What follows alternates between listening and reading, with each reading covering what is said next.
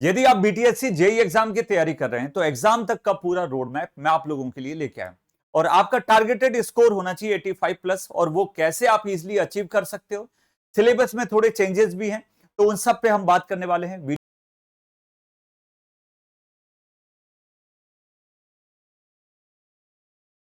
कि sir exam कब तक हो सकता है, तो आपका एक्सपेक्टेड जो एग्जामिनेशन है वो अप्रैल के स्टार्टिंग में हो सकता है या फिर मिड ऑफ अप्रैल जा सकता है। क्लियर।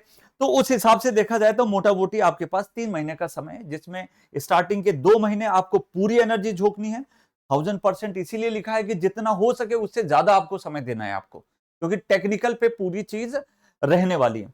बचा ये जो लास्ट का 1 मंथ रहता है, वो उसमें आपको रिमेनिंग टॉपिक कंप्लीट करने हैं, यदि कोई बीच में छूट गया है या फिर कुछ रिवीजन की स्ट्रैटेजी आपको अपनानी पड़ेंगी, वो उस समय पे हम आपको गाइड करेंगे। तो पहले 2 महीने की स्टार्टिंग बहुत जरूरी है आपके लिए। यदि हम बात कर रहे हैं पुराने सिलेबस में, तो टेक्निकल नॉन टेक्निकल का कॉम्बिनेशन आपका था, और उसमें 100 क्वेश्चन 100 मार्क्स के हिसाब से आ रहे थे।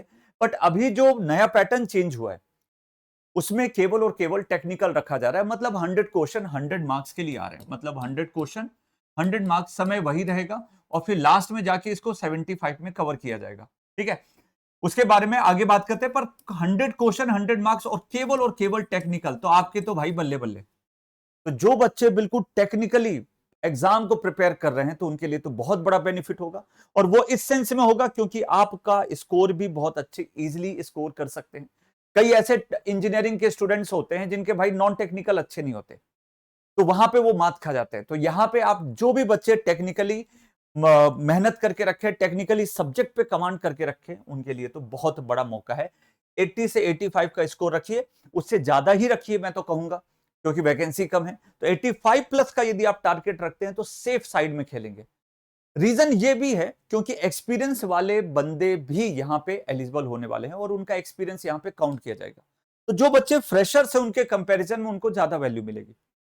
तो काट कूट के भी बोले तो आपके लिए वैकेंसी थोड़ी बहुत रह जाती है, और उसमें आपको फाइट करनी है, और 85 प्लस का टारगेट रखना है। इसीलिए ये पूरा आपको समझना बहुत जरूरी है। स्टार्टिंग के 2 महीने बहुत इंपॉर्टेंट है, जिसके अंदर basic electrical, electrical machines, power system, electrical circuit network, और फिर measurement instrumentation and switch gear and protection. ये switch gear protection power system का ही पार्ट होता है। Electrical circuit network and basic electrical, ये एक ही सब्जेक्ट माना जाता है। कुल मिला के जिस पे मैंने टिक लगाया है, वो आपकी पहली प्रायोरिटी होनी चाहिए। 2 महीने में वही कवर होना चाहिए, उससे ज्यादा आपको नहीं सोचना है। यदि हम बात करते हैं कि आपकी प्रिपरेशन क्या होनी चाहिए, तो यदि आप बच्चे पहले इससे स्टार्ट कर चुके हैं तो उसको, और हो सकता है कई बच्चे 20-25 दिन से पहले से पढ़ रहे हैं या 1-1.5 महीने पहले से पढ़ रहे होंगे। आप अपना सिलेबस भैया फरवरी के मिड तक कंप्लीट करिए, और उसके बाद में revision, question practice, that's it. आपका शॉर्टेड है, आपको टेंशन लेने की जरूरत नहीं। पर कई बच्चे ऐसे होंगे जो अभी अभी जागे होंगे, या वीडियो अभी पहुंचा होगा, या अभी कहीं ना कहीं से आप उनको पता चला होगा। तो डेफिनेटली आप तैयारी करने के लिए ये स्ट्रेटेजी फॉलो करो। क्या है ये स्ट्रेटेजी, चलो बात करते हैं। जनवरी फरवरी ये 2 महीने, क्योंकि दिसंबर जा चुका है भाई। जनवरी फरवरी केवल आपको 2 सब्जेक्ट जो है प्रैक्टिस पैरेलली आपको फॉलो करने हैं। बेसिक इलेक्ट्रिकल, पावर सिस्टम, इन 2 से शुरू करिए, और फिर आपको मेजरमेंट और मशीन्स। तो ये जो 4 सब्जेक्ट जिसपे मैंने स्टार्टिंग में टिक लगाए थे, वही आपको फॉलो करने हैं, और उनके रेगुलर एमसीक्यू प्रैक्टिस करनी है। आप हमारे लाइव सेशन में देखिए जाके, वहां पे रेगुलर एमसीक्यू की प्रैक्टिस चल रही है, वो भी फ्री ऑफ कॉस्ट, उसका टेंशन नहीं लेना।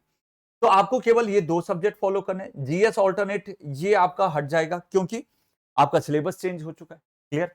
अब यदि सैटरडे संडे की बात करें, जितना भी आपने पढ़ा सैटरडे संडे रिवीजन में दीजिए। रिवीजन करते वक्त आपको पता चलेगा क्या चीजें याद हैं, क्या चीजें याद नहीं।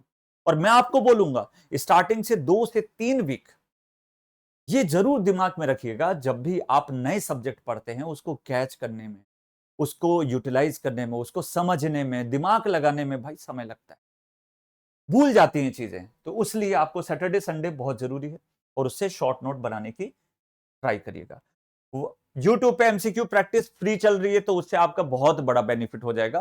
तो ट्राई करना है कि आपको रेगुलर बेसिस पे, मैं और लोकेश सर 8:30 बजे आते हैं, जिसके अंदर धुरंधर सीरीज नाम से हमने एक फ्री इनिशिएटिव शुरू किया है, तो वो फॉलो करिएगा। बुक थ्योरी आपको फॉलो नहीं करनी है, क्योंकि कभी भी आप किताब पढ़ते हैं तो पूरी किताब खत्म करने में 1 से 1.5 महीना लग जाता है। अब ऐसे मल्टीपल किताबें आपको लेनी पड़ेंगी हर सब्जेक्ट के लिए, तो करते करते आपका या 8 से 9 महीने आपको चले जाएंगे और उतना समय आपके पास रहेगा नहीं। तो बुक थ्योरी तो आपको बिल्कुल नहीं फॉलो करनी है, केवल एमसीक्यू बुक फॉलो करनी है। एमसीक्यू बुक में आपका वाईसीटी, ठीक है, यूथ पब्लिकेशन, या फिर आप प्रैक्टिस के लिए जेबी गुप्ता ले सकते हैं, या हमारी मास्टर प्लस एजुकेशन की ई बुक भी फॉलो कर सकते हैं। क्लियर? पर जो बच्चे ये फॉलो करने के बाद जब आपका ये पूरा कंप्लीट हो जाता है, फिर आता है सबसे इंपॉर्टेंट मार्च का महीना। लेस वेटेज सब्जेक्ट उस समय पे कवर करिए। जीएस है नहीं तो जीएस को हम हटा देते हैं। एक आर रिवाइज करिए स्टार्टिंग से, मतलब यदि आप आज से पढ़ना शुरू कर रहे हैं, वही रिवीजन आपको मार्च 1 तारीख से आपको स्टार्ट करना है और उसका प्रॉपर शेड्यूल बनाना है। तो जो चीज पहली बार में पढ़ी है उसके कंपैरिजन में रिवीजन करने में समय कम लगेगा आपको। ठीक है, मॉक टेस्ट आपको कम से कम 10 देने हैं और यूट्यूब पे एमसीक्यू की प्रैक्टिस करनी है। इतना आप यदि फॉलो करते हैं, मार्च तक आपका सिलेक्शन निश्चित कर देंगे, क्योंकि जो क्वेश्चन आपको प्रैक्टिस करनी है वो आपका टेक्निकल ओरिएंटेड रहेगा। अच्छे क्वेश्चंस पूछेंगे, न्यूमेरिकल साउंड क्वेश्चंस आएंगे आप में। तीसरी चीज है स्टेटमेंट के बेस पे क्वेश्चंस आएंगे, बहुत सारे ऐसे क्वेश्चंस आएंगे जो डेटा के बेस पे रहेंगे। आई रूल्स, इन सब पे बहुत अच्छे क्वेश्चंस बनते हैं, वो आपको देखने को मिलेंगे।